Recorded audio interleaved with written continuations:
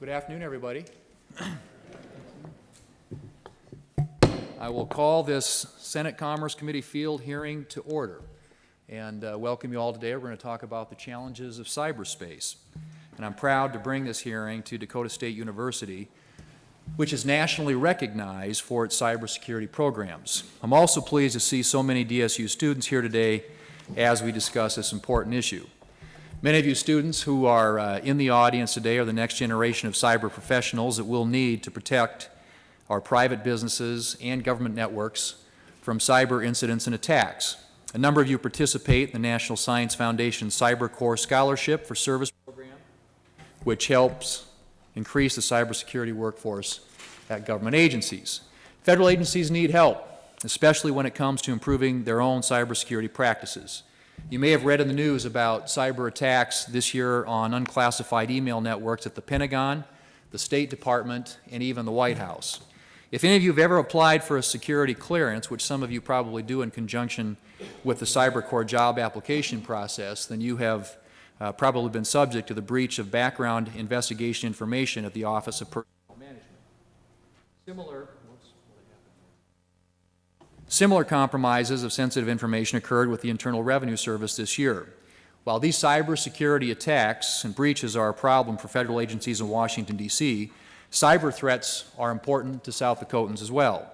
The same state-sponsored hackers and criminal groups that are attacking the federal government to gain access to sensitive or classified information are using similar techniques to steal intellectual property from our businesses and critical infrastructure, disrupt and deny access to our online services, and steal our identities and personal information to fraudulently spend money in our names. 2 weeks ago, I spoke to Sioux Falls residents at a Stop, Think, Connect event hosted by the National Cybersecurity Alliance to educate consumers and local businesses about how to add security layers to the everyday online activities.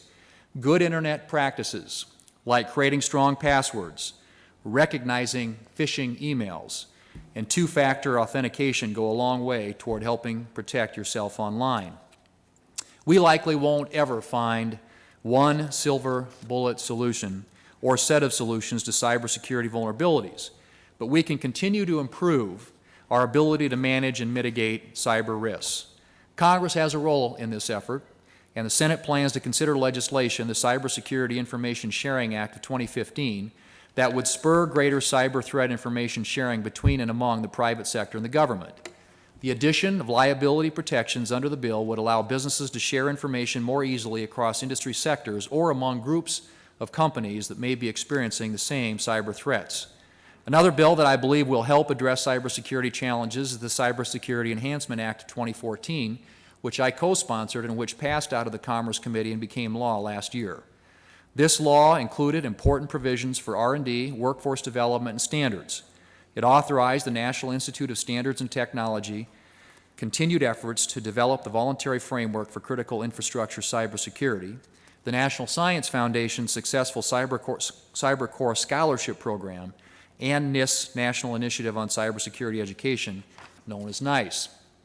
It also directed better cooperation and planning across federal agencies in research and development and updated efforts on cloud computing and international standards. I believe these legislative efforts are a significant step forward, but I hope that we can spend some time today discussing future efforts to address the ongoing cybersecurity challenge, including the importance of honing our ability to conduct offensive cyber operations when appropriate. I want to thank all of our witnesses for agreeing to testify today. I'm grateful to Dakota State University for hosting this hearing. I want to express my appreciation to Dr. Josh Pallai, a DSU professor and one of our witnesses today, for helping to arrange this hearing and being an excellent host to the other witnesses. I'm always proud to tell my colleagues about DSU's prestigious designations in cybersecurity from the National Security Agency. Also joining us from DSU is Dr. Kevin Streff, who chairs the Cybersecurity Operations and Security Department and founded his own business based on his research at DSU. His company, Secure Banking Solutions, aims to improve security at community banks here in South Dakota and across the country. Joining us from Sioux Falls are Mark Schlanta and Mr. Eric Pulse, who represent local companies that deal with managing cyber threats as part of their businesses.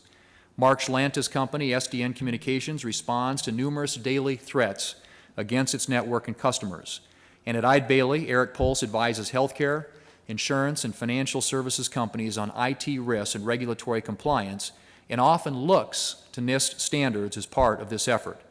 I look forward to hearing from both of you, and in particular learning about your experience with the NIST framework. And I'd also like to offer a special thanks to Mr. Jeremy Epstein, I should say, from NSF. Epstein? Yes, Epstein. And Mr. Kevin Stein from NIST, who flew all the way from Washington, D.C. to testify.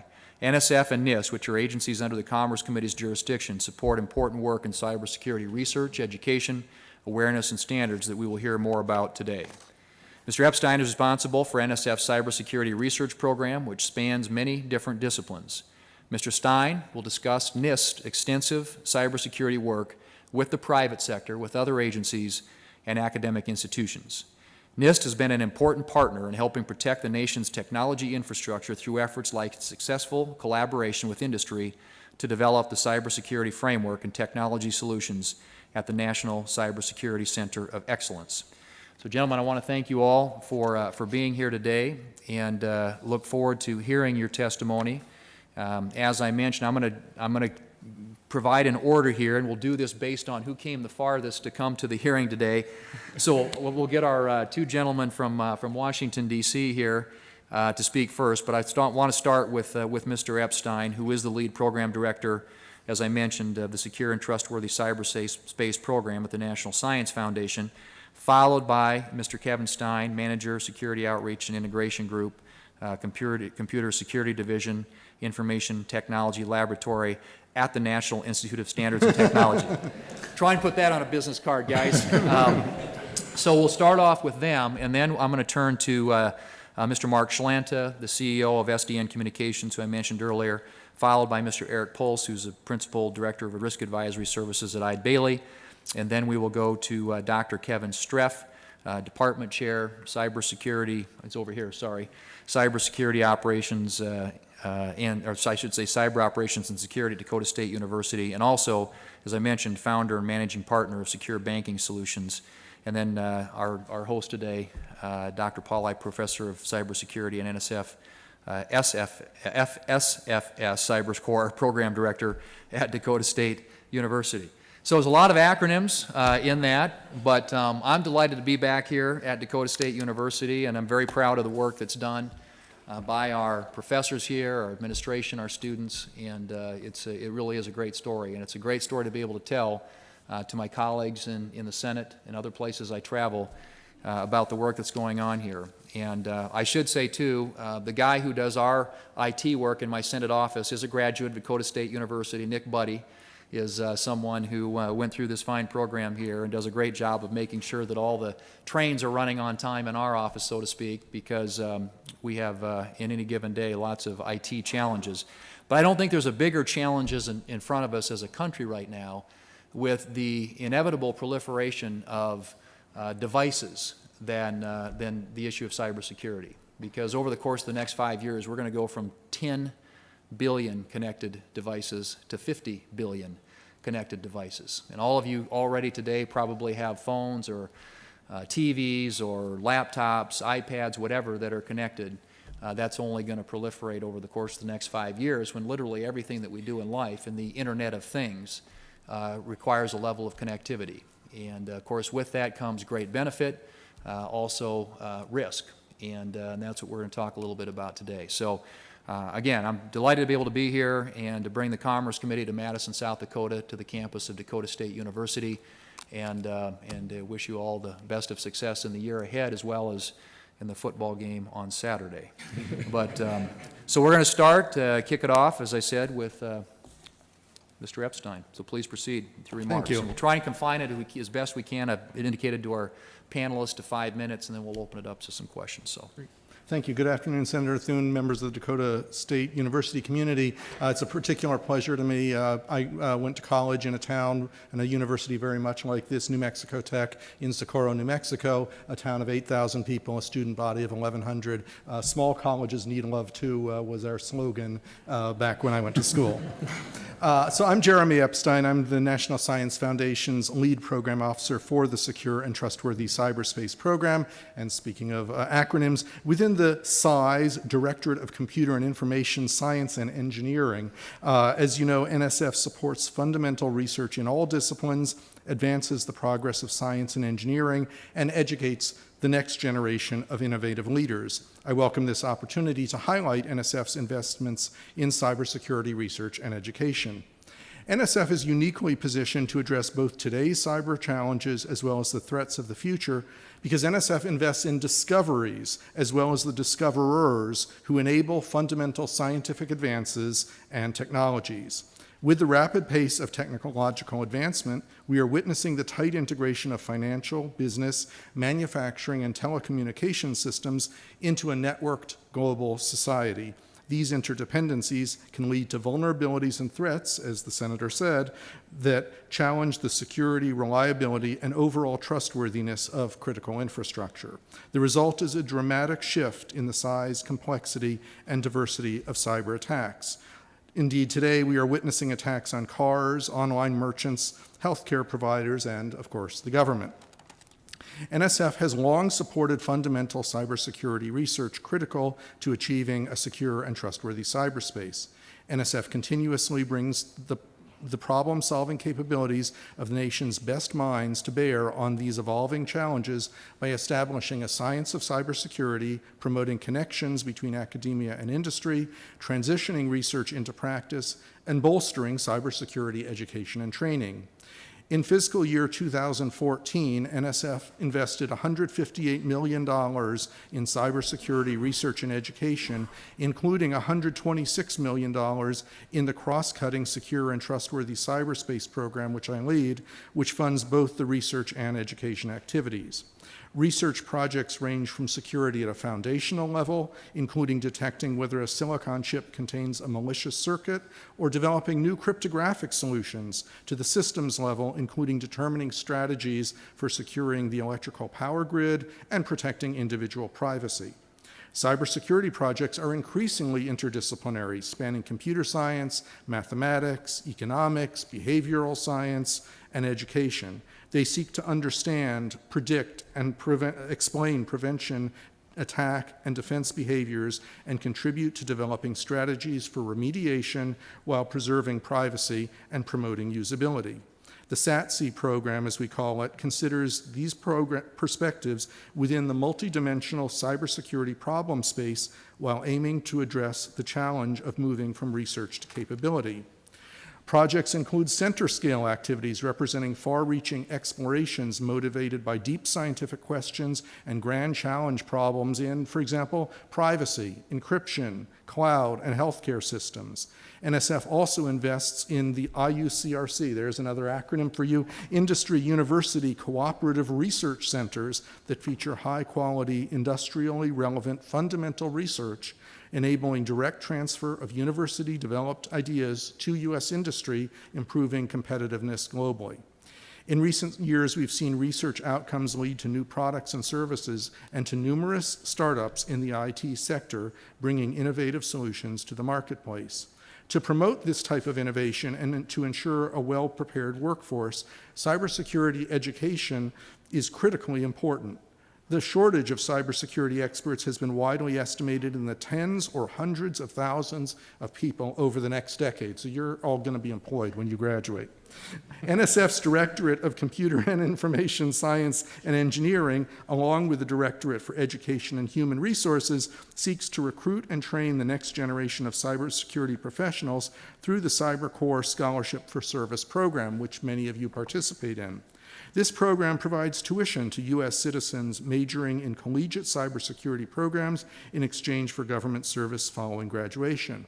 To date, the Scholarship for Service program has provided scholarships to more than 2,400 students and graduated more than 1,700. CyberCorps scholarship recipients have been placed in internships and full-time positions in over 140 federal, state, local, and tribal governments. As you know, Dakota State has won 2 of these awards for Scholarship for Service, and a new cohort of students is anticipated, or actually is beginning right now. To conclude, my testimony today has emphasized that our nation must continue to invest in long-term fundamental and game-changing research in order to match the pace and scope of today's cyber threats. NSF's interdisciplinary research and education portfolios are contributing to a next-generation workforce that is increasingly cyber-aware, armed with the knowledge that it needs to protect against cyber attacks.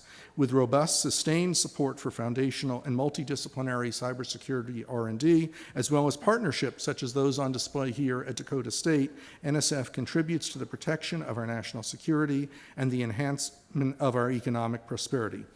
Thank you for the opportunity to be here, and I'll turn it over to the Senator. Thank you. Thank you, Mr. Epstein. We'll move on now to, I'm sorry, got you guys on opposite sides here, to Mr. Stein. Please proceed. Thank you, Chairman Thune and members of Dakota State University. I will shorten the business card a little bit and just say that I am Kevin Stein, leader of the Security Outreach and Integration Group at the National Institute of Standards and Technology, which is better known as NIST. I will add to the business card we are part of the U.S. Department of Commerce, which puts us at an interesting intersection point between government and industry and academia as well, especially in the cybersecurity space. Thank you for the opportunity to discuss NIST's role in confronting the challenge of cybersecurity. This role in cybersecurity was authorized in 1972 with the Brooks Act and continues today through FISMA, as well as the recent authorities under the Cybersecurity Enhancement Act of 2014, to develop key cybersecurity guidelines for protecting U.S. government and information systems. On behalf of NIST, I want to thank the Chairman for his steadfast leadership on this issue. It's important to note that the impact of NIST activities extend beyond providing the means to protect federal information and information systems. Many organizations outside the federal government voluntarily follow NIST standards and guidelines, reflecting their wide acceptance throughout the world. NIST accomplishes its mission in cybersecurity through collaborative partnerships with our customers and stakeholders in industry, government, academia, standards bodies, consortia, and international organizations. These collaborative efforts are constantly being expanded by new initiatives, including in recent years through 4 major programs, which I will briefly describe. The first program is the National Strategy for Trusted Identities in Cyberspace, or NSTIC, where NIST works to address security issues surrounding the inadequacy of passwords. In a 2013 industry report, it was reported that 76% of network intrusions exploited weak or stolen credentials. Many recent examples of breaches, which you've heard about in the news, fall in line with the findings of that report. The second program is the National Cybersecurity Center of Excellence, or the NCCOE, which is a partnership between NIST, the state of Maryland, Montgomery County, Maryland, and the private sector to accelerate the adoption of solutions to cybersecurity challenges by working directly with businesses across various industry sectors on solutions to those cybersecurity challenges. Current activities are addressing challenges in the healthcare, retail, financial services, and energy sectors, as well as looking at security issues around cloud security, identity management, mobile devices, and secure email. The third NIST program is the National Initiative for Cybersecurity Education, or NICE, which works to meet the needs of the U.S. workforce by promoting an ecosystem of cybersecurity education, training, and workforce development to secure cyberspace by accelerating learning and skills development, nurturing a diverse learning environment, and guiding career development and workforce planning. The fourth program is the Framework for Improving Critical Infrastructure Cybersecurity, called for in Executive Order 13636. The framework, issued over 1 year ago, was created through collaboration with industry, government, and academia, and consists of standards, guidelines, and practices to help organizations understand, communicate, and manage cybersecurity risk to critical infrastructure. NIST is also tasked with the key role of coordinating federal agency use of voluntary consensus standards and participation in the development of relevant standards, as well as promoting coordination between the public and private sectors in the development of standards and in conformity assessment activities. The U.S. standard system differs significantly from the government-led systems common in many other countries. Under the U.S. system, hundreds of standards developing organizations provide the infrastructure for standards, with NIST playing a key role as facilitator and technical advisor in the process. NIST also conducts cybersecurity research and development in forward-looking technology areas such as the security for smart cards, the information and communications technology supply chain, mobile devices and applications, cyber-physical systems, and public safety networks, and the usability of systems, including electronic health records and voting machines. We at NIST recognize that we have an essential role to play in helping industry, consumers, and government to counter cyber threats. We're extremely proud of our role in establishing and improving the comprehensive set of cybersecurity technical solutions, standards, guidelines, and best practices, and the robust collaborations with our federal government partners, private sector and academic collaborators, and international colleagues. Again, I thank you for the opportunity to testify today on this work in cybersecurity. I'd be happy to answer any questions you may have. Thank you, Mr. Stein. Flip it now to Mr. Schlenta. Mark, welcome. Chairman Thune, thank you. Thank you for inviting SDN to participate in today's field hearing. SDN applauds your support of the voluntary framework developed by the National Institute of Standards and Technology, or NIST. The NIST framework provides useful guidance to assist service providers like SDN in protecting their networks. In addition, your Cybersecurity Enhancement Act took important steps to strengthen our nation's cyber research, workforce development, and public awareness. Dakota State University, an institution that has distinguished itself as a leader in cybersecurity education, is the perfect venue to host this discussion. As we sit here in South Dakota, cybersecurity is not a problem limited by geography or to high-profile retailers, financial institutions, and the federal government. Anyone using technology is a target. It can be daunting for individuals, businesses, at all levels of government to navigate how they can best reduce their risk. Last year, SDN investigated 4,500 threats against its customers. Each threat ranged from one to several thousand separate attacks. Let me share one example of an SDN customer. They're a small business that manufactures wire twist ties for packaging. And who would think of a company like that as a target of a cyber attack? Yet last year, attackers used more than 100 different attack methods by trying to break into that company's network. SDN observed the malicious traffic coming from as far away as Brazil. Fortunately, our cybersecurity team halted these attacks with our managed firewall service. In addition to that product, SDN offers a host of services that defend against cyber threats. We provide secure data storage, remote network monitoring, and managed router services. SDN is in the process of deploying a new product to protect against distributed denial of service attacks, or DDoS. A DDoS attack, sometimes also known as DDoS, is a type of attack that disables an online service by flooding it with massive amounts of data traffic. Sometimes DDoS attackers warn their targets or are even boastful. I have an example here. So here's a screenshot of a Twitter post from this past July that warns of a pending attack. The next slide shows the attacker announcing a target list. The next day, the attacker released a long list of federal, state, and local government targets. The domain names of our state government and the city of Sioux Falls were included on this list. And this is a real-life example showing that we in South Dakota are not immune to cyber attacks. Providers like SDN offer cybersecurity products that could reduce risk. The story, however, does not end there. Businesses have a responsibility to enforce internal security controls. Human error accounts for 95% of all security incidents. Businesses should therefore improve the cyber literacy of their workforce, limit access to sensitive information, and take necessary steps to properly maintain their equipment, software, and websites. SDN has reviewed and continues to study the NIST framework and the sector-specific guidance from the FCC's Communications Security Reliability and Interoperability Council, or CISRIC. The CISRIC guidance provides a useful tool to help communications providers utilize the NIST framework. Although the framework has been available since last year, the CISRIC guidance was only released in March, and it will take time for small and regional rural operators to fully digest and put these recommendations into practice.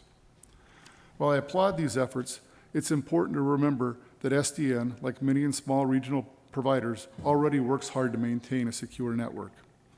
That being said, only one thing is certain when it comes to cybersecurity, and that is that the job is never done. As such, we're continuing to review the framework and the CISRIC guidance and will utilize both tools to strengthen our existing cybersecurity programs. I encourage you to maintain your support for a voluntary, flexible, scalable approach to cybersecurity risk management. This approach is more effective than hardline regulation that would struggle to keep pace with new and evolving threats. The federal government should encourage utilization of the NIST framework through outreach and education. It's important to note that some small operators may need additional assistance, such as one-on-one technical support to help them apply the framework to their unique operations. In closing, I thank you again for inviting SDN to participate in today's hearing. Cybersecurity is a responsibility that each of us has an obligation to uphold. Thank you, Chairman Thune, for your leadership in the United States Senate and for convening today's hearing. With that, I'll welcome your questions. Thank you, Mr. Schlanta, and we'll look forward to talking about some of those issues when we get a chance to ask some questions. And I'm going to turn now to Mr. Eric Pulse, who, as I mentioned, is with Eide Bailey, but prior to that, he's from Kimball, South Dakota. He was a Kimball Coyote with a K. Which doesn't exist anymore. Which doesn't exist anymore. I'm a Jones County Coyote with a C. But anyway, he's got a good small-town heritage, and welcome you to our committee this afternoon. Well, thank Go you, ahead, Eric. Chairman Thune, and thank you, DSU, for hosting this event, and thanks for the opportunity to appear here to discuss this topic of confronting the challenge of cybersecurity. My testimony is based on my nearly 20 years in working with organizations and assessing and remediating and implementing their information systems and data security, cybersecurity controls. NIST defines cybersecurity as the ability to protect or defend against or defend the use of cyberspace from cyber attacks. And the U.S. Department of Defense revealed that at the very top of the U.S. intelligence community's 2013 assessment of global threats is cyber. That's ahead of terrorism and transnational organized crime. The severity and impact of cyber threats have changed the landscape in which governments and corporations, individuals and organizations of all industries, sizes and complexities operate. The recent cyber attack breaches on the U.S. Office of Personnel Management, Sony, Anthem, Home Depot, Target, J.P. Morgan, the list goes on, right? Simply emphasizes the importance of cybersecurity. The Identity Theft Resource Center identified that in 2015 through August 18th, there have been a total of 505 reported data breaches, resulting in an estimated loss of nearly 100 million records. And that number is just records known to be compromised. Organizations spend millions of dollars on the latest security technologies and infrastructure to protect themselves from becoming the next organization in the news. However, cybersecurity is more than policies, procedures, and technologies. It has to be woven into the fabric of how each person, whether it's an employee or a customer, thinks about data security. It begins with a culture. The best security standards, frameworks, policies, and procedures aren't able to anticipate every instance they're intended to facilitate. Security should be part of the fabric of every decision an employee makes in the course of everyday business. Too often, organizations sacrifice sound security practices in the name of customer service or process efficiency. The extra step it may take to clearly verify a customer or gain that extra piece of information to validate the legitimacy of a person on the other end of a phone call, email, or transaction is potentially overlooked because we're conditioned to provide exceptional customer service or we're striving to be more efficient. Simply put, security is taking a back seat, and that has to change, and that starts with an organizational culture. And to be successful, a culture of IT has to be in sync with the organizational mission as a whole. My written testimony highlights 4 areas that need attention in order to combat cybersecurity challenges. The culture of a security culture, the lack of skilled resources, which this great organization is working to fulfill, a framework like NIST framework, and threat intelligence. After September 11, 2001, and the tragic events of that day, the way our society viewed air travel changed dramatically, changed overnight. Restrictions on carry-on contents and long airport security lines, just a few restrictive and to many degrees necessary changes to air travel. On a flight in the months following that fateful day, a passenger near the rear of an aircraft proceeded to the front and nervously informed a flight attendant that he didn't feel safe because there was someone in a seat near him using a set of nail clippers. In short, our entire culture changed overnight as it relates to air travel. Conversely, in light of the many recent data breaches and identified hacks of government, civilian, private organizational systems, resulting in the loss of millions of data records, our society hasn't had the same necessary cultural shift. We tend to be nonchalant with sensitive data, whether it be credit cards for card-not-present transactions or participating in a drawing by filling out an entry form with personally identifiable information or disclosing health records or information as part of a survey. Given the number of breaches that occur every day because someone clicked the proverbial phishing link in an email scam, data is being compromised and identities are being stolen. Millions of dollars are being lost, and yet we've yet to experience that cultural shift to better security practices. In Verizon's 2015 data breach investigations report, it indicated that over 99% of all data breaches were successful exploits of vulnerabilities where the CVE, or the preventative fix, was over a year old. So nearly all breaches occur because a fix to an exploitable vulnerability was simply not applied. This is particularly true with smaller organizations that continue to be targeted as attackers take advantage of frequently non-existent vulnerability and patch management programs, exploiting weaknesses in edge devices, web-based apps, payment card or point-of-sale systems. In a recent survey by the SANS Institute, showed that 66% of respondents cited a skills shortage as an impediment to effective incident response and overall cybersecurity. Many security professionals maintain good general technical security skill set, tasked with implementing reasonable practices and procedures driven by compliance. However, the rise in advanced threats and malware demonstrate the need for a more sophisticated, trained professional. And again, I want to thank you for allowing me to testify here today in our efforts to confront the challenges of cybersecurity. And again, there are 4 areas that I think need increased attention, and that's fostering a change in a security culture, an emphasis on increasing security personnel, encouraging an implementation of a common framework, and threat intelligence collaboration. And thank you again for the opportunity. Thank you, Mr. Pols. I turn now to Dr. Kevin Streff. All right. Chairman Thune, Ranking Member Nelson, members of the Senate Committee on Commerce, Science, and Transportation, very pleased to be here before you today on behalf of Dakota State University to share our views on the current state of cybersecurity readiness. DSU thanks you personally for your leadership on this issue. There are 321 million Americans. It's been reported that over 850 million data records have been breached over the last 10 years. Cyber attacks occur daily on our networks, carrying out electronic crimes and disrupting our nation's digital infrastructure that Americans depend upon. Technology is simply advancing faster than our ability to secure it. Further, 2 trends are making cybersecurity even more challenging over the coming decade. You mentioned one, the Internet of Things. The Internet of Things is an environment where everything is Internet-enabled: objects, animals, people, cars, dogs, refrigerators. In the 45 years of the Internet, it boasts 10 billion connections, and as you mentioned, in the next 5 years, that's growing to 50 billion connections. Couple that with the second trend, digital currency, which nobody's talked about here today. Bitcoin and other digital currencies are radically changing the face of money exchange. It's a new way of exchanging value. Coupled with the Internet of Things, this seems like the perfect storm for cyber criminals to wreak havoc on our electric systems like we've never seen before. Some additional areas of concern. America's National Cybersecurity Strategy was last updated in 2003. Small businesses and medium businesses often lack the resources and knowledge to deal with cyber threats. Mark mentioned a twist tie company attacked out of Brazil. Data breach notification is inconsistent in 48 states, and I know that Congress is taking that issue up, hopefully. Cybersecurity risk management practices are insufficient. This leads to a lack of metrics and a lack of measurement in the space, and that's what Eric was getting to with his testimony.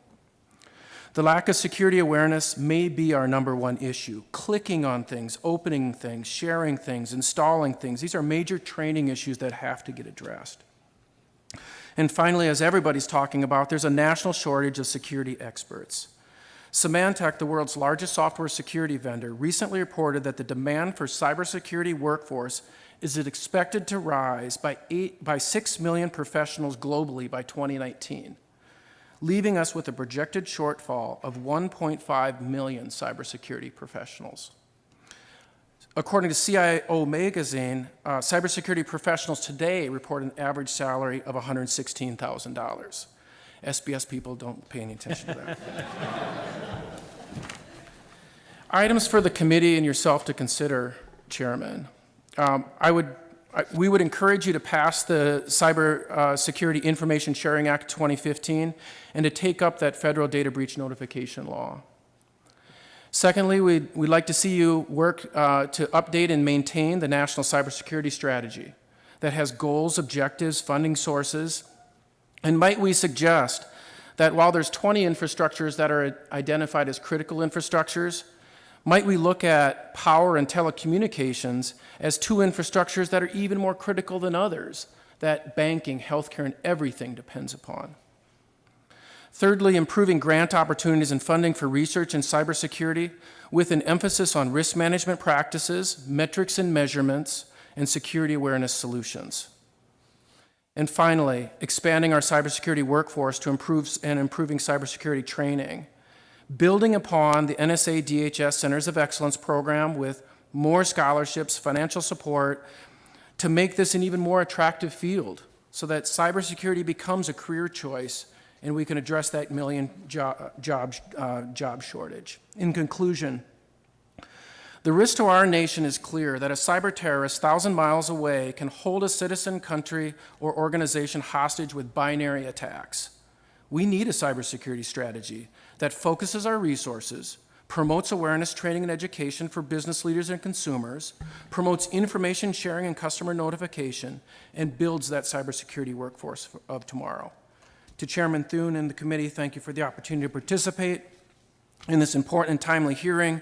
DSU looks forward to working with all stakeholders to improve the security of the electronic infrastructure all businesses in America use. Thank you.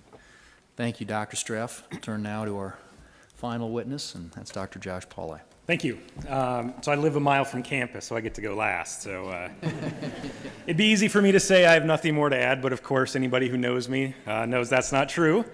So we've heard a lot of bad news. We've heard a lot of doom and gloom. I have some good news. I have some excellent news.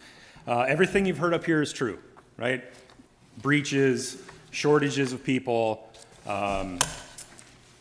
more complex attacks, 100% true. But what we're dealing with mostly is a people shortage. So the good news is we have everything in place to fix this. We don't need to reinvent anything. We just need to use what we have.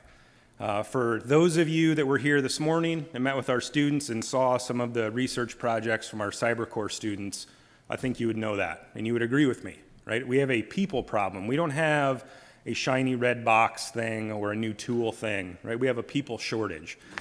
So my idea, and I don't have a script, right? I have notes, so that's just kind of how I go. You have my written testimony. I'm more than happy to go line by line with you if you'd like. But I'd like everybody to... That won't be necessary. That won't be necessary. Yeah, you've seen my work before. No. So think of a funnel. Everybody think of a funnel. And what we need to pop out of the end of the funnel is a higher quantity and a higher quality of graduate. We don't need anything else, right? We have everything else. You heard our students this morning talk about, let's get back to the basics. Strong passwords, segmented networks, some of those fundamental things that if we had this hearing 10 years ago or 20 years ago, we were still talking about. So let's consider this funnel that we need to have a higher number and a higher quality of person pop out of the end. So what we need to do is we need to make this funnel wider. And to do that, we need to reach down lower into our middle schools and our high schools to excite and retain and recruit students into cybersecurity. Some of you are familiar with the Gen Cyber Summer Camp, Generation Cyber, which is a joint project from the National Security Agency and the National Science Foundation.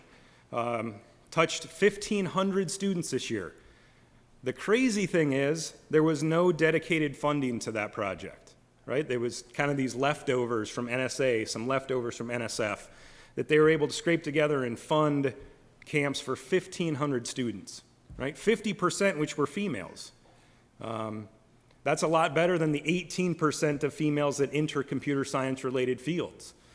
We had two slam dunk camps here on campus, right? One for girls, 100 girls, 200 co-ed, right? So we need to expand Gen Cyber. So if it's NSF, great, let's do that. If it's NSA, great, let's do that. If it's somebody else that wants to help, let's do that, but we don't need to reinvent the wheel. Second, We need to continue to develop our university programs and our faculty.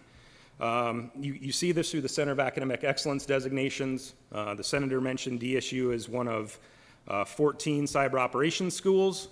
We were one of the first 4 in 2012, right? That's a very, very elite club, right? So it's great to say DSU's right there with MIT and Carnegie Mellon and Northeastern, right? That's fun, and our students bear the benefit of that.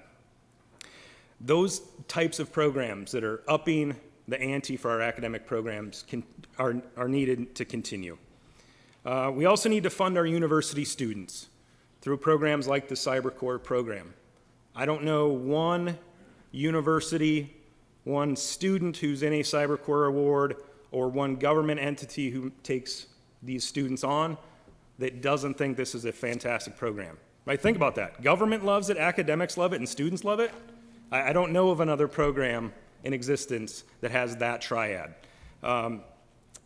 CyberCore is $45 million a year, which you think like, wow, that's really good.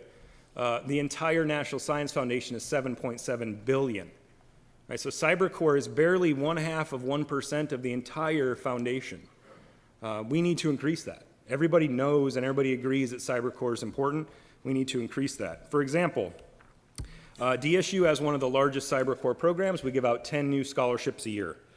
I can look anybody in the eye and tell you we could fund 30 per year of students who deserve that program, who deserve that scholarship. And I think that story is the same across the nation. So once we fund them, we need to find them jobs, right? So we have some efforts going, which you've heard, right? NIST is all over this with their cybersecurity framework, which businesses of all sizes should be implementing, right? We need to continue to figure out ways to get that in the hands of everybody. We need to continue to look at NIST, the NICE framework, the NICE job framework that says, if you have these types of skills and abilities, these types of jobs would be good for you. We need to implement that framework, not only through government, but across everywhere, right? SDN should be able to post a job that said, here are your NICE framework details. And a student could say, wow, that kind of matches my profile, I should apply to that. That framework is out there, we need to use it. And I think what we're seeing is more industries becoming more aware of cyber, right? So right here in Little Madison, South Dakota, we have 2 power entities that are all over cyber, right? So some of you may have heard East River here in town hired some new CIO, right? Some wacky college professor left DSU, right? That's a huge testament to East River's forward thinking on cybersecurity. We need more of that. We need to help with that. And then their friends, I think they're friends. I think Heartland and East River get along, right? Heartland, led by Russ Olson, not only taking care of his own house, but partnering with Helix Security, a security firm here in town, to look out for their customers, right? So how crazy is that? A power company pushing down cyber guidance to their customers. That's pretty awesome, and we need to continue to grow some of that stuff. So in closing, if you think of my funnel, we need to widen the funnel. We need to dump more kids into the top when they're 10 and 12 years old, so that they're 23, they pop out and they're ready. Thank you. Well, thank you, Dr. Pauley, and thanks all of you. Terrific testimony and great insights, all of which I think will be very useful as we continue to examine these issues and look for solutions, at least to the degree that solutions are going to be found in Washington, D.C. and Congress. And there are some things that we do need to do, we realize, and some things that we really need to stay out of the way. But I want to come back to this workforce issue, since we are here on the campus of Dakota State University, and Dr. Paul, I'll start with you since you kind of wrapped up with that. But you had mentioned in your written remarks that there are 10 new CyberCore students per year, but realistically that DSU has 20 to 25 students that deserve the scholarship, another 20 to 25 students per year that would make perfectly capable hires into government cybersecurity positions. And then you also indicated that there are many students who are turned off by the government hiring process. Yep. So I'm wondering maybe if you could elaborate on the current hiring issues that your students encounter.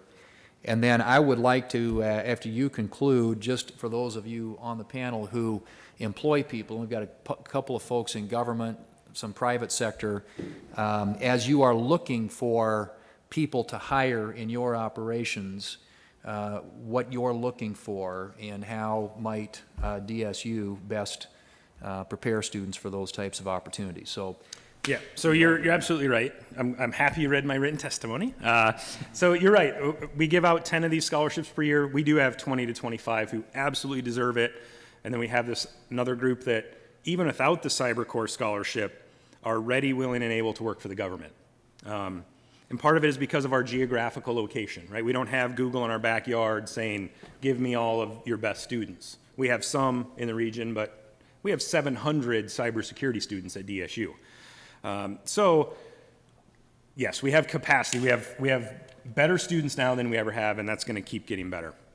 In terms of hiring, getting hired into the government, it's a very disheartening thing when the first thing a student hears, right, they go out to a website, NSA, CIA, NIST, doesn't matter, and the first thing that they're told is go out to usajobs.gov and apply. So being studious, they go out and do that, and they wait, and they wait, and they wait. There's no acknowledgement that their application was received. There's no, here's the timeline of your application and where it is in the process. And then months later, they may or may not get notified, right? So I think too many of our students, right? The CyberCore students are locked in. I make those students go through that process. They have to do it. But we're losing a big chunk of students who could and want to go do that work during that slow process, right? And it's easy to bash HR. I'm not bashing HR, I'm bashing the hiring process. So a student who is not on CyberCore wants to go work at NSA, they apply, they don't hear anything for 6 months. Well, in the meantime, it's really easy for them to say, I'm 23 years old, I have the world by the tail, I want to go out and do great things, but I haven't heard anything and I need a job. So I'll take a job that's a rung or two down. And we're missing the boat there with that population. anybody else want to talk about, in terms of hiring, when you're looking for people to work in this particular space, notwithstanding the federal hiring issues, and maybe if you, I don't know how if you can speak to that, either NIST or NSF, and then any of the guys that are working in the private world, any observations that you might have about how best to get our young people ready and expedite that hiring process so we can address the deficit, which Dr. Streff pointed out, which is 1 million positions relative to the number of people that are available to fill them. Yeah, I'll jump in here if you don't mind. Great stuff, Josh. One thing I'll say is I think that private industry needs to get over one thing, and that is if they're out looking for a new hire and they don't happen to particularly have an industry level skill set, whether it's in the financial sector, healthcare sector, insurance, or whatever it is, organizations tend to shy away from them. This person doesn't know banking, this person doesn't know healthcare, whatever. But from my perspective, and hopefully some agree here, this security thing is agnostic. It's industry agnostic. I mean, we talked about binary obfuscation this morning. Bits and bytes are bits and bytes, right? Whether you're in a bank or a hospital or the federal government, and securing against APTs and everything that's out there. I think culturally now, and again, I'm big on this culture thing, and a lot of it has to do with that, and I think we just need to get over the hump of, the whole industry thing. Exactly. Okay. All right. Thanks, sir. Yeah, I think that's a very important point. I think one of the other realizations here is that the technical skills are very important. The traditional computer science and the engineering courses are absolutely critical. But cybersecurity is a very multidisciplinary area. So there's a need for not only those kind of bits and bytes technical skills, but also looking beyond to some of the psychologies and the sociologies, some of the softer sciences, the finances, because there's very much a human-centric element to all of cybersecurity as well. Not only in terms of working with kind of the end user, so to speak, but also developing solutions that are going to be understandable and usable and effective for those end users and those organizations that have missions and business objectives to accomplish. Anybody else? Mark, go ahead. Just wanted to add, I'm probably someone who benefits from the slow process of the federal government hiring. And I wasn't going to say that, Mark. I wasn't going to say it. That just right up the road, less than an hour from where SDN is located, we've got this school, and we've got a number of graduates of Dakota State on our staff. But I think other things that businesses can do to help develop staff, we've got a long history of internships, and I would encourage all in the private sector to work with the educational facilities, put the students to work over the summer. No matter where they go and where they come from, they will bring skills to you, and they'll probably learn something. I know they'll learn something from you and take them other places. But all of that, just think of that as at a level of information sharing as well, in terms of just developing the talent. But I think one of the things we have to do as businesses as well is, in addition to the internships that I talked about, like we worked with Josh and Dr. Streff in DSU with that cyber camp this summer. When it filled so quickly, they ran out of budget. We helped them with expanding that platform. And it really is the South Dakota's workforce that I was most interested in at that point in terms of developing it. And businesses can step in and assist. And then really the last thing that I would add is really just the continued prioritization. Kind of like what Eric was talking about was, cyber professionals can add really to just about any business. They don't have to be a technology business like ours, and businesses across the country need to recognize that, and that'll grow the workforce. Anything else? Go ahead. Just a brief comment that we agree that we need to, at NSF, we agree that we need to widen the funnel, as you say, and bring in more students. SFS can't do it all, of course, but we agree. There's been an average of about 170 students a year for the past few years nationwide graduating from SFS. And Dakota State is the 15th biggest in terms of number of students nationwide, which is a pretty good number for a small school. As a percentage basis, I'd guess that you're probably the highest in the country, and that's great. And we do need to expand it as funding allows. And if I could make a couple comments. The first is there's a huge multiplying effect with these scholarship programs. It's not about 10 kids, right? Josh can talk about the numbers. We had 100 kids before the program, and then we get the program and it's 700. There is a huge multiplying factor here that happens. The second thing that I'd ask for NSF and others in the committee to think about is the scholarship needs to be paid back at a government agency. I would ask that we look at that. How about at a power company, or how about at a telco? I mean, if we're prioritizing infrastructures high, like power and telecommunications, and they need help, isn't that the point? Get our best and brightest there. Can they pay back their service there? And I know that that's not a part of the deal right now, but I would ask for us to look at those critical infrastructures and say, how do we help? I wanted, if there are any students who want to ask any of these guys a question about any of these workforce issues, think about that for a minute, and we'll come back to this before we kind of exhaust this subject, because I think this is an important one and very relevant to the broader discussion about cybersecurity. I want to shift gears for just a minute and go back to something that, Mark, you talked about in your remarks, and that is, you pointed out that these cyber attacks don't confine themselves to populated areas or big businesses. This hits rural areas, South Dakota, and the example you put up about the state of South Dakota and Sioux Falls governments, for example. And then you mentioned in your testimony that 95% of these cyber incidents, security incidents, involve human error. And that businesses should therefore, and I'm quoting from your written testimony, improve the cyber literacy of their workforce and limit their employees' access and ability to distribute sensitive information. So you've touched on this in your testimony. I wanted maybe if you could elaborate on what SDN is doing to promote increased cyber literacy, and maybe if anybody else wants to jump in on that too. What are we doing to educate better the people that we're involved with, employees, clients, et cetera, when it comes to just literacy about cyber issues and the threats? Well, I'll address a few of the items that we do at SDN. And you start to think about them, they're really basic things, but apparently not enough companies are doing that. A variety of testimony today talked about the levels of attacks that with vulnerabilities that patches existed for over a year, as an example. So frankly, patches, the security patches, applying them on a timely basis. We have a daily update into our patch program, And if frankly, if there's a zero-day threat that is identified, there could be multiple updates during the day. And that's just one way to handle those types of things. Password control, strong passwords, meaningful passwords, passwords that have to be changed, passwords that can't be repeated.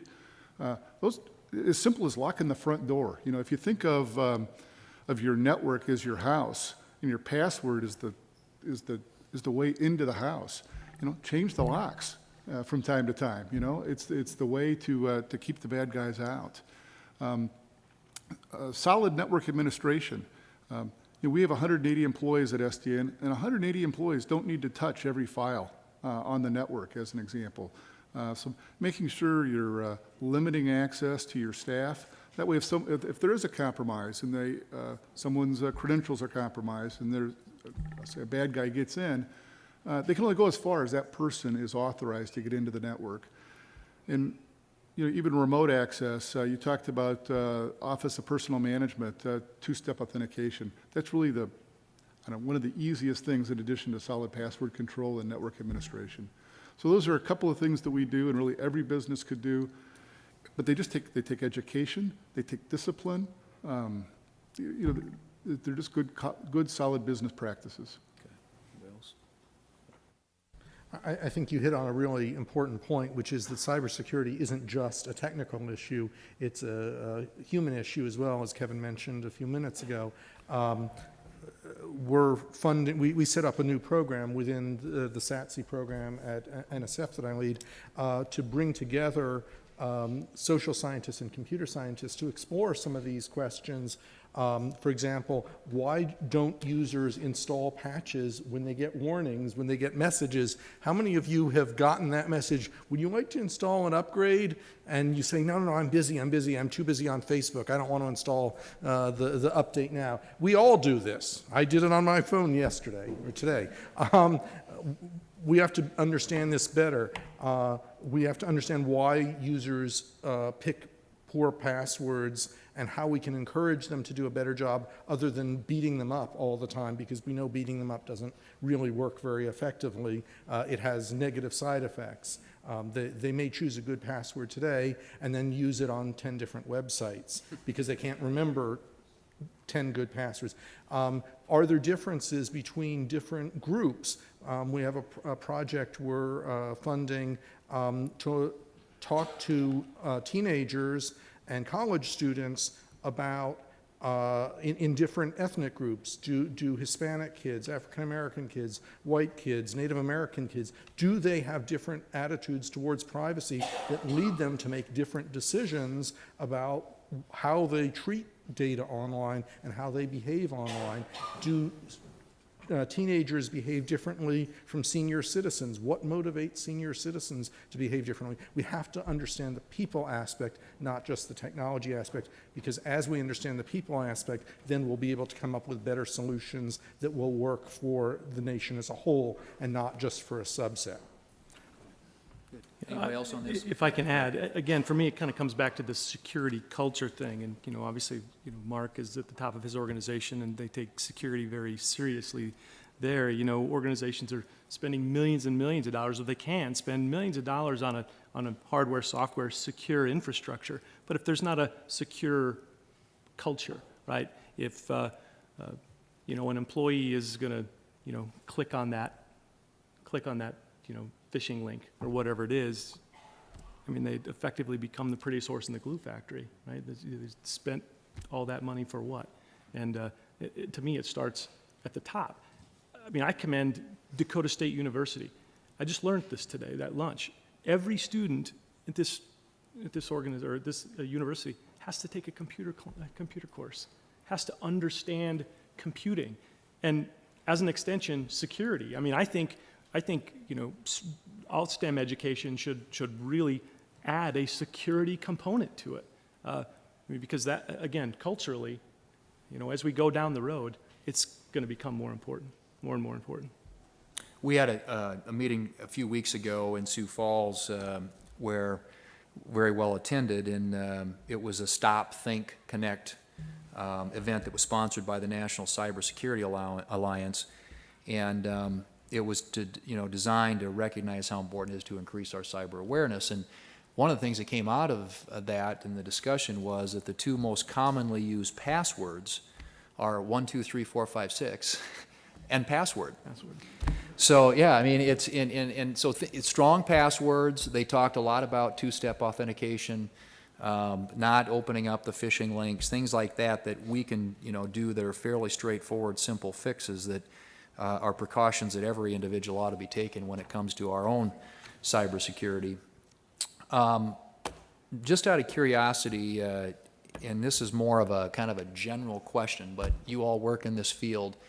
So what is the thing, the biggest threat, the biggest vulnerability that you see as you sort of look out on the horizon, the thing that might, is people who are concerned about cybersecurity, keep you up at night?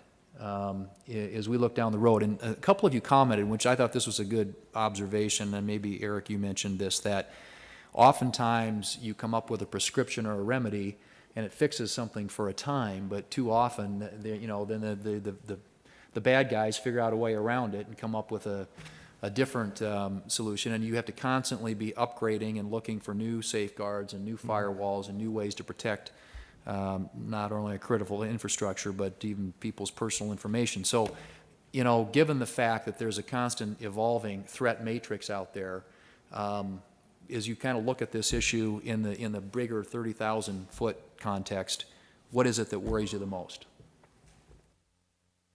Yes, sir. Dr. Epstein. Senator, what worries me the most is the lifetime of our systems. As we go to Internet of Things systems, the average lifetime is going to go from 2 years with a phone or 3 years with a laptop to 10, 15, 20 years. I don't know how to design a computer system today that is still going to be secure 20 years from now. And as an example of this, my research is in voting system security, and I've talked to some of you about this over lunch. Systems that we approve for voting today are still going to be in use 10 or 20 years from now. How do I design a system that protects our democracy that's going to be secure against a threat that I can't even conceive of? So that is what keeps me up, is worrying about how I can come up with anything today that is going to be able to evolve and continue to be protected.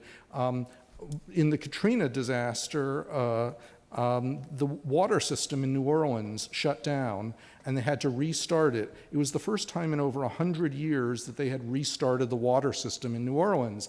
And they had to figure, there was obviously no one around who was there when they started it the last time. Do we have people who will know how to fix the problems with our Internet of Things technologies when they start breaking down 10 or 20 years from now, which is several lifetimes in terms of technology? Should the threats that come from a nation state or just a criminal hacker, a hacktivist, be treated or judged any differently? Or, I mean, obviously, some that are coming from a nation state are threats to our critical infrastructure and be taken very, very seriously. But how do you discriminate between those types of threats? And do we we're trying to stop something, we're trying to stop everything, and is the same level of commitment got to be there for the criminal hacker as there is for some of the more, I guess, serious threats to our, as you described, I think, threats to our democracy? Yeah. I think we have to address it for all of the attackers, because what today's nation state can do, tomorrow's teenage hacker in their basement can do. The sort of attacks we see today that some of these other witnesses have talked about, when I went to college were unimaginable. We had things we did, but they were a whole lot simpler. The things that we're seeing now, what we're seeing as today's nation states attacks in 10 years and 20 years will be everywhere. And so we have to come up with the defenses and learn to deal with every class of attacker, because it's going to continue, it's going to be everybody. Everybody's going to be the same. Anybody else? What keeps you up at night? Yeah, go ahead. Oh, sorry, I was going to add on to Mr. Epstein's point. there are many threat actors, threat adversaries out there. I think the one constant that we see is really focusing on the impact. So regardless of whether it's a nation state or a recreational hacker, for example, what is the impact to my organization or to me as an individual, and then being able to make informed decisions based on the potential worst case impact of a potential attack or hack on my systems. Senator, I think we all talk about power grid attacks and things like that. Those are things we've talked about already.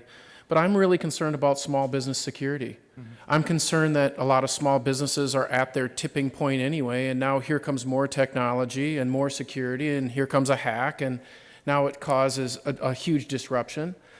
We've already seen it in the banking sector, forced consolidation, where we've gone from 12,000 banks to 7,000 banks. Now we're at 6,000 charters, and healthcare following suit with consolidation there, with technology and security being a part of that. So yeah, that worries me. I mean, is Madison going to have the same number of banks or healthcare institutions, 10 years from now that it is now? Things like that worry me. I think across any spectrum, any industry, a minute ago we said, how can we create a system today that's going to be secure 20 years from now? We can do that. It's not fun. It's not easy. It's not cheap. But the Department of Defense set out the Orange Book 40 years ago that talked about these are the 8 ways in which you create trustworthy software. And when they're followed, they work. They're extremely difficult to follow because the security of a system naturally fights against usability, performance, all these things, right? So if you're trying to get a product to market, do you want it to be secure or do you want it to be user-friendly and fast? 99.9% of the time, that company is going to say, I want it to be usable, friendly, and fast. Very few systems do we get to say, no, security is the number one thing. That's why we have breaches. That's why our software is terrible. That's why we have to keep piling on, get back to the basics with all these network security measures. If we actually implemented the 8 first security principles, we'd be well down the road to creating robust software. All right. Just go ahead. Do you want to, Mark? Well, I was going to say there's 2 things that keep me up at night, Senator. One is my son. I'm wondering when he's going to come home. The second is making sure that we are taking care of our customers and the data that they've entrusted to us. One of the things that we do as a service provider, and again, the NIST guidelines are relatively new. The CISREC guidelines are even newer. But as we've reviewed those, they follow closely to really some of the business continuity guidelines we've followed for years. And I think just annually or semi-annually reviewing your highest risks, your priority risks, making sure they're still current. You just have to ask yourself the tough questions, but you don't do that as an individual. You need to bring together the operation and ask the operation, what are those biggest risks? And are the risks that we identified 3 years ago still the biggest risks, or are there new ones? So, once in a while I ask myself that question, when was the last time we went through that process, and are we really getting to the roots of those issues? Just on that, I want to just follow on question. But at our February hearing, when we talked about the NIST framework, and we talked a little bit about the NIST framework today, that measurement can be difficult. And even the companies that practice the best cybersecurity can fall victim to cyber incidents. So with that in mind, how do we measure an entity's cybersecurity posture? How do we measure success in an entity's investment in cybersecurity? And maybe for those of you that have had experience with it, if you could speak briefly too to how the NIST framework is working. Some of the things that we worked with in the bill that we passed through the Commerce Committee and passed through the Congress and got signed into law by the President last year was maintaining a voluntary, industry-driven set of best practices that people could use. And I'm just wondering, one, how that's working, and 2, how do you measure the success of it? Is there a good metric? How do you quantify that? I'll jump in here, Senator. How do you measure if it's working? Well, ultimately through breaches, right? Less lost data. But I mean, I think from a framework perspective, and there are a lot of frameworks out there, from a security perspective, SANS 20 critical controls, the CSA has a framework, and NIST has a framework. And I mean, I would love to see a mutual adoption of a framework that organizations you can look to. And I'm a fan of NIST, and I recommend NIST frameworks. I work in NIST frameworks all day, every day. And, we have various organizations, Dr. Streff and I talking earlier today, the financial institution sector came up with their own cybersecurity framework. It wasn't built on NIST's framework. It was mapped to it, but it wasn't built on it. And, why industries and that sort of thing are not adopting a similar framework is, Senator, that's a big point that Eric's bringing up there. The banking sector had a chance, as they were publishing their cybersecurity framework, to get on board with the NIST framework, which is what we were encouraging. And instead, they came up with their own, and then they said, oh, here's Appendix B. It's mapped to the NIST cybersecurity framework. We believe that that's a mistake, and we've been on record with NIST, or with them about that, the regulators. There was a comment period. We've taken advantage of that comment period, and I know Eric's organization has as well. The point with frameworks is everybody's got to get on the same, close to on the same framework if we're going to measure readiness. I mean, how are we doing in an industry? How are we doing as a country? How are we doing when everybody's doing security their own way? So at some point in time, we have to have some common elements of framework with some flexibility for individualization, customization. So I would add a few points. I think there are certainly, some NIST. Sure, happy to.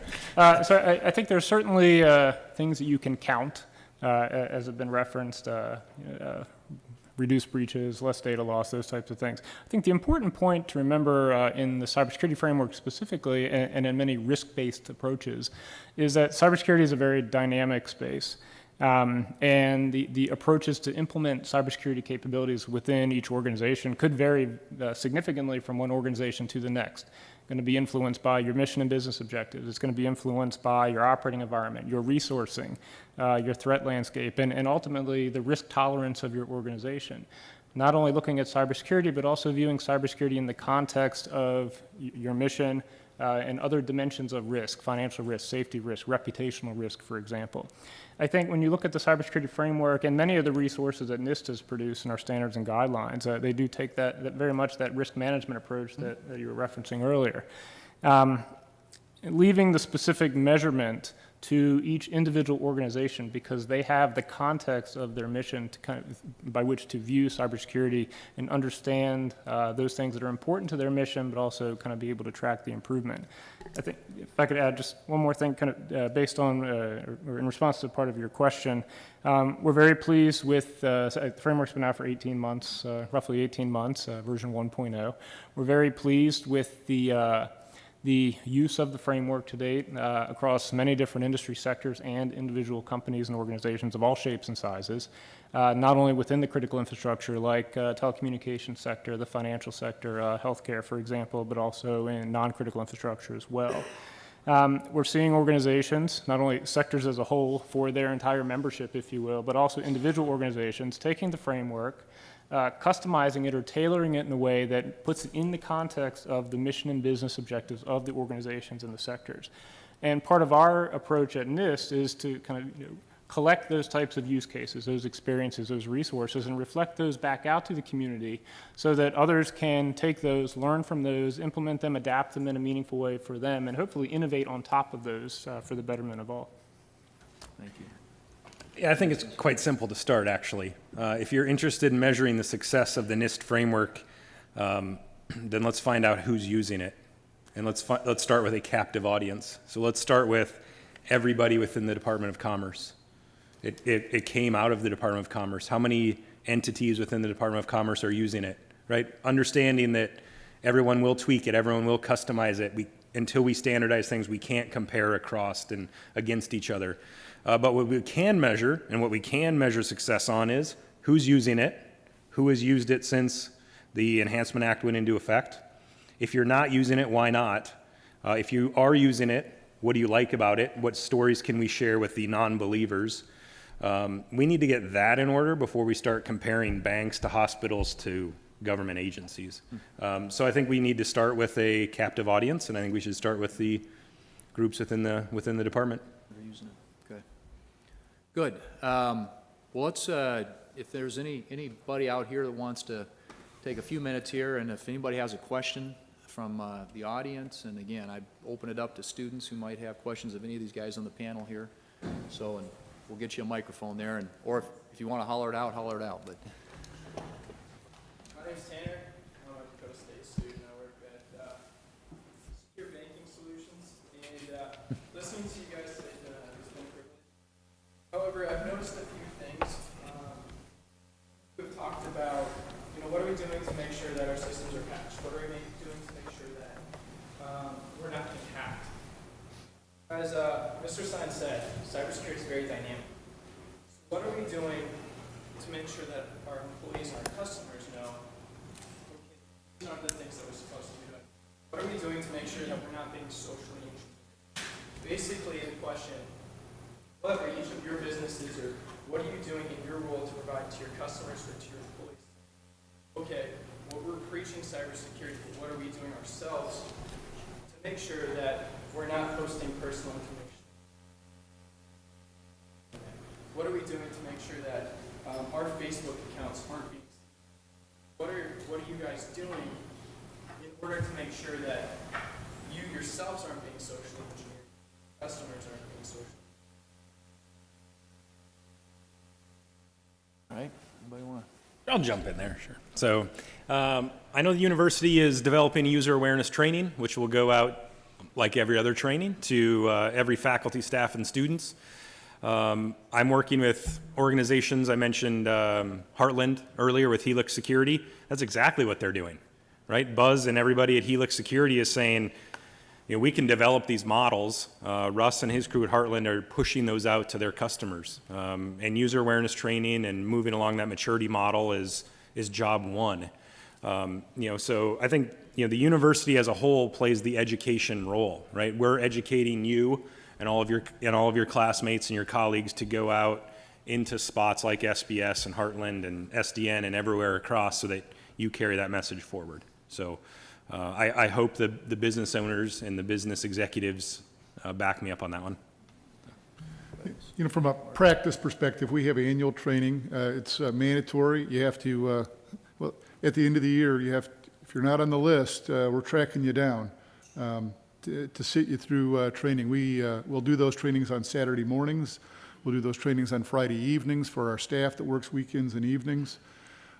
But in those trainings, we go over, say, network literacy in terms of just protecting the network, but then also customer information. Making sure people understand you can't share customer information. It's just part of the business that we're in. And, if there was a breach, how do you report it? Who do you report it to? So we do that annually. And I think that's one thing we're doing, and I would encourage all businesses to do those things to help educate their employees. I'll jump in. Good question, Tanner. And we use some things similar as well from a social engineering perspective. We get kind of phishing emails and those sorts of things that are learning tools. I will tell you from a social engineering perspective, I had a interesting personal experience where I had just posted a job posting, and I think it might have been 3 days later, I got an email to my business email with a resume. It was quarantined, but because it was infected, I didn't get an opportunity to be dumb enough to open it up. But guess what? I might have, because I was in that market, right? We just placed a posting. So the ingenuity of these people, these attackers, these social engineers, is, it's crazy. So just being diligent and understanding and knowing that, fortunately we had some, pretty good detective software in place, but Just to add on to that, I mean, I don't think it's enough to, Boss? no, I mean, for our customer, I don't think it's enough to just educate them. You got to test them on what they know. You know, so if you're concerned about phishing in your risk management program, then you've got to test to see, you got to train people in phishing, but then you got to test it, right? And 10 times a year, you got to give it to employees and see who's clicking on stuff and see who's not.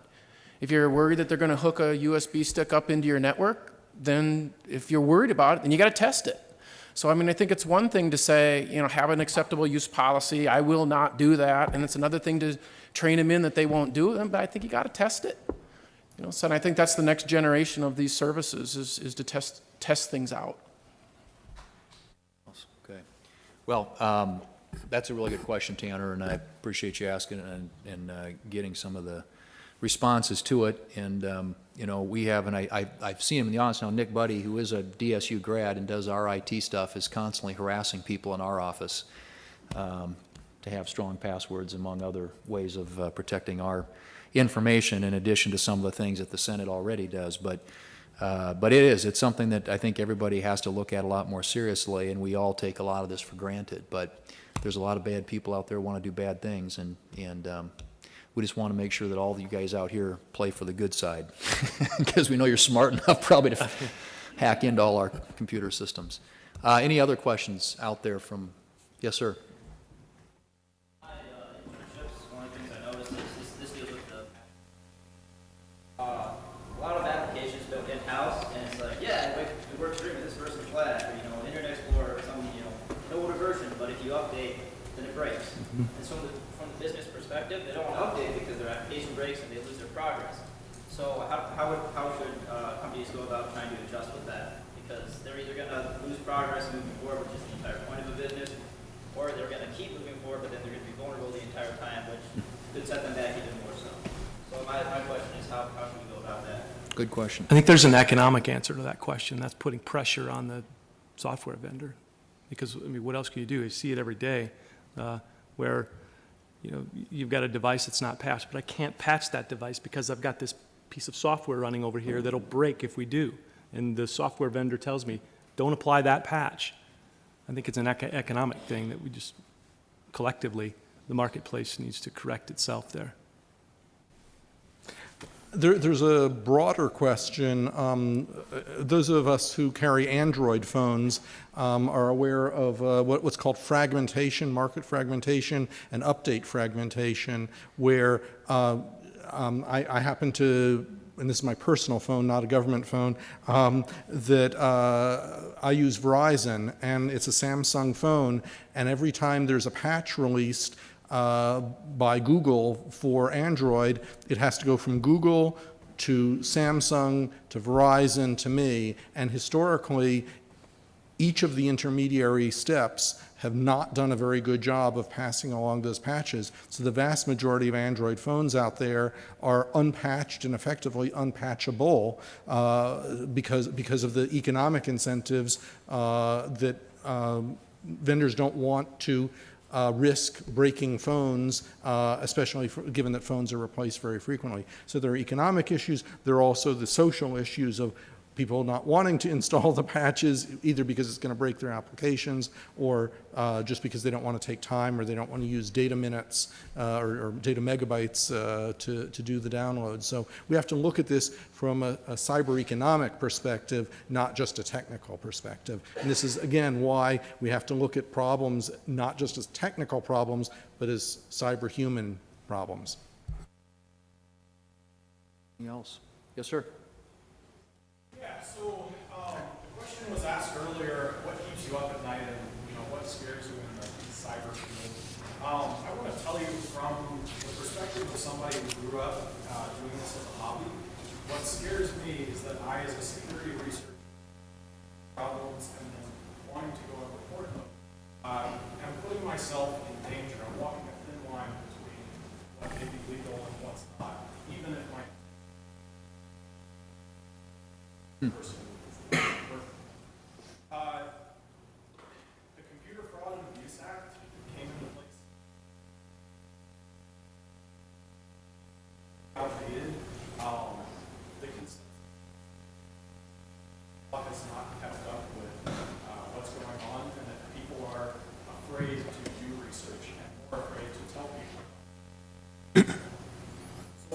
do as a country, as companies, as let security researchers know that we're behind?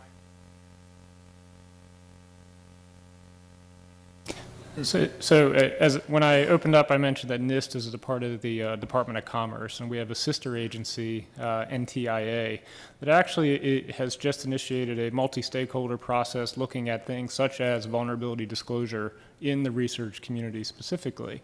So there's a very new opportunity within the last couple of months, and certainly an ongoing one, to engage in that process as a researcher, and I think an interesting perspective as a student as well, to contribute to that discussion, to help us as commerce understand, what are the positive research uses for vulnerabilities that are identified, responsible disclosure, those types of things in the process. So I'm happy to share some more information with you out of band. Andrew, I think what we're going to see is the proliferation of bug bounty programs. Right, some of the companies that are now involved in bug bounties, we would have never dreamed were part of bug bounties, right? Bug bounties are the new black kind of right now. So I think we're going to see some spreading of that. I know that doesn't give you the carte blanche that maybe you want, right? It only gives you certain targets. But I think we're going to see a spreading of bug bounties, the computer abuse and fraud. You're not the first student to bring it up. You won't be the last. I hope we can get some movement on it as well. But maybe the bug bounties will be a little bit of a pacifier until we get that figured out.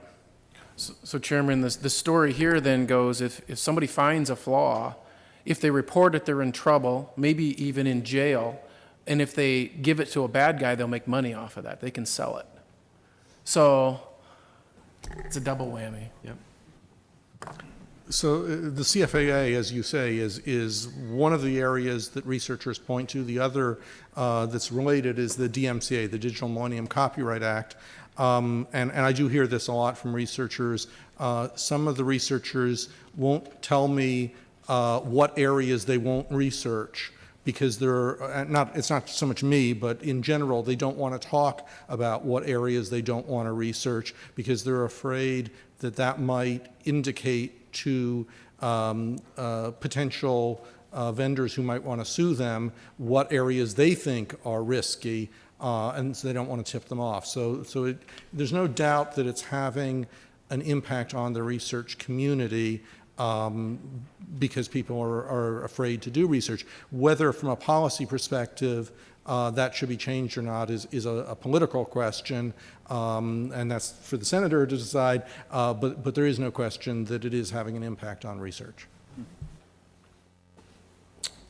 And I thought I needed a bug bounty at my house. I didn't realize it was that's a really good question, and obviously one that needs to be, it sounds like one that we need to be thinking about too in terms of how we support the people who are doing good things out there. Anything else for the good of the order? Anybody else got a, okay, yeah. My name is Hunter Cockrell. I'm a cyber operations manager here. You said earlier what keeps you up at night. Nice being pickpocketed. Not from my wallet, not from a credit card scanner, but from my phone. We have an app called Apple Pay now. There's also Google Pay.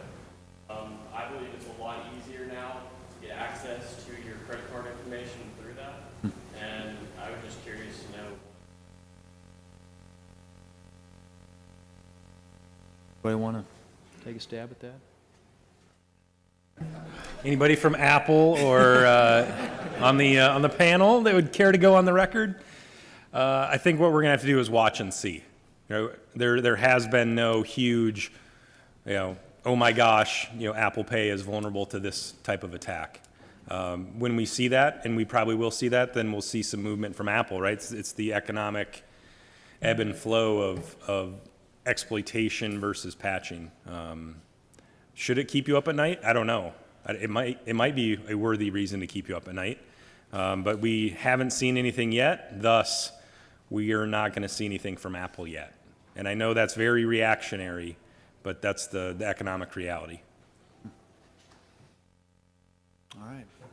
I think the bigger risk is not frankly, to a student who probably doesn't have enough money in your checking account to be worth stealing, if you're anything like I was when I was a student. If I got my account up to $100, I was feeling pretty good. I think the bigger risk is actually to small businesses. If you as an individual, if there's a theft from your bank account, from your credit card, by and large, banks are either required, if it's a credit card, or voluntarily, if it's a debit card, will make you whole again. When it happens to small businesses, when it happens to local governments, it's a lot harder to deal with, and we know that this happens, and there are perhaps regulatory changes, but certainly technical changes that we could be doing to encourage small businesses to be using dedicated computers for whenever they're processing money, instead of using the same computer that they use for other purposes, to be using two-factor authentication with their banks to prevent malware on their computer from transferring the funds offshore, et cetera. So there are technical measures that we could be doing. There's research to be done as well. We recently funded a project to look at mobile payment systems that are largely in use in the third world, where you don't have a credit card and you don't have a bank. You just process the money directly from one phone to another. What are the security risks associated with those? They're in widespread use, especially in Africa and Asia, and nobody knows how bad the security risks are, so we need to continue research in those areas. And the State Department is cooperating with NSF in that research, with funding the research. Okay, one more.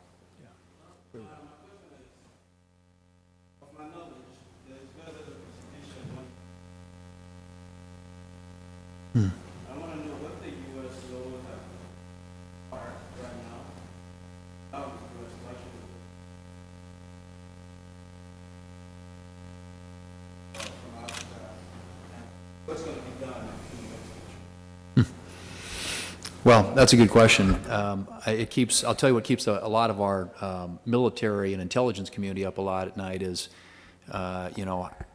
what are the rules of engagement in the new world of cyber warfare?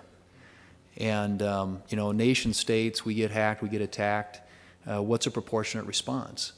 And so I can tell you that the military and intelligence community are grappling with those types of issues, and I don't know that they've come to any hard and fast conclusions yet.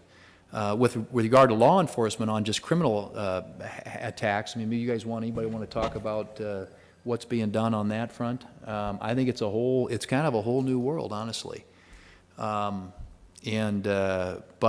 there's going to have to be some consequence and a reckoning for people who steal people's personal information, steal their money by somehow hacking into if it's a phone system or I worry about financial services and everybody does everything online these days. I think there's just all kinds of threats out there and all kinds of risks, and a lot of bad people are trying to exploit it. I think right now, it seems to me at least, that most of the prosecution's been case by case and trying to bring people to justice. But I don't know that there's been a lot of thought given, and I know there's a lot of thought given on the military side to nation states and rogue states and terrorist organizations that are trying to hack in and disrupt some of our critical infrastructure. But on the prosecutorial side, law enforcement side, I'm not sure that there's a lot moving on that front. And maybe I can look to my Nick Rossi, who is a former FBI guy and does a lot of our cybersecurity stuff on the committee, if you have any thoughts on that. But typically, it's a challenge because you've got to try to lure folks into a jurisdiction where the U.S. can take custody of them or work out an arrangement with foreign government in order to follow through on it, and it's a big challenge. I think on the nation state side, the writing's on the wall, and it's pretty obviously what we're doing, right? A couple years ago, we had no centers of academic excellence in cyber operations. Now the U.S. has 14. A couple years ago, there was no such thing as U.S. Cyber Command. Now we have a U.S. Cyber Command.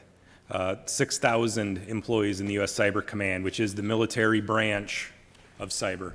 The the Cyber Command started as this blob of people. Now there's 14 very specific job roles within the U.S. Cyber Command. So while the Department of Defense probably isn't going to come out and have a press conference and tell us exactly what we're going to do and how we're going to do it and what the thresholds are, I think the writing on the wall is pretty obvious what the Department of Defense is thinking.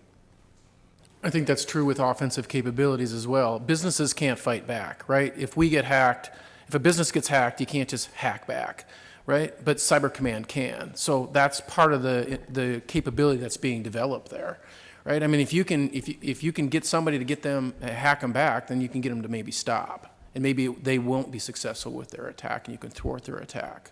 I think there's a lot being done here, but just, you know, law enforcement's understaffed too, Arnold, right? I mean, yeah, you know, FBI's only got so many agents. They can only handle so many cases of certain value in certain jurisdictions. You know, it's an expensive fight. Yeah, and to put a bow on the day, maybe it comes full circle. If we're going to do that, right, if we're going to engage U.S. Cyber Command on behalf of Madison Community Hospital, that's going to take information sharing, which is going to be a heck of a battle coming up, right? Madison Community Hospital would love that when something happens. Go get them, Cyber Command. But that's going to take information sharing in the good times and in the bad, right? It's a true marriage. Good times, bad, health, you know, sickness, all that good stuff. But if you do visit with our military leadership in the country, and standing up Cyber Command was a really important acknowledgement and recognition. But I think there's still a lot of grappling going on about, you know, again, proportionate response, rules of engagement, and frankly, I'm glad. I think we've got the most sophisticated operations in the world, and I've visited the NSA facilities up in Maryland and looked at the things that they can do and what their capabilities are, and we have tremendous capability. But what are going to be in this new world? And I think it's a very serious national security consideration, and one that is not going away. We're going to be dealing with it well into the future, which is, again, the focus of this hearing, and why I appreciate so much our panelists for joining us and all of you for your really good questions. It's clear that the students here at Dakota State University have done their homework. They're asking questions, tough questions that are hard to answer. But we want to do our best to make sure that we have, as best we can, the answers to those questions for the future. Because, as I mentioned earlier, by 2020, the estimate is we're going to have 50 billion connected devices in the world. And that creates tremendous benefit, convenience, opportunity, but also great risk. And the people who are going to be principally in charge of addressing those risks and trying to prevent those attacks and deal with those are a lot of the folks, hopefully, that are seated in this room. We hope that there are going to be a number of students here at Dakota State University that are going to be leading the way when it comes to helping us deal with these issues in the future. So I want to thank everybody for attending. I will say the hearing record will remain open for 2 weeks, during which time, if there are additional questions that would be submitted for the record, those can be, and upon receipt, the witnesses are requested to submit their written answers to the committee as soon as possible. So thanks again to our panelists. Thanks again to all of you who are here today. And with that, this hearing will adjourn. Thank you.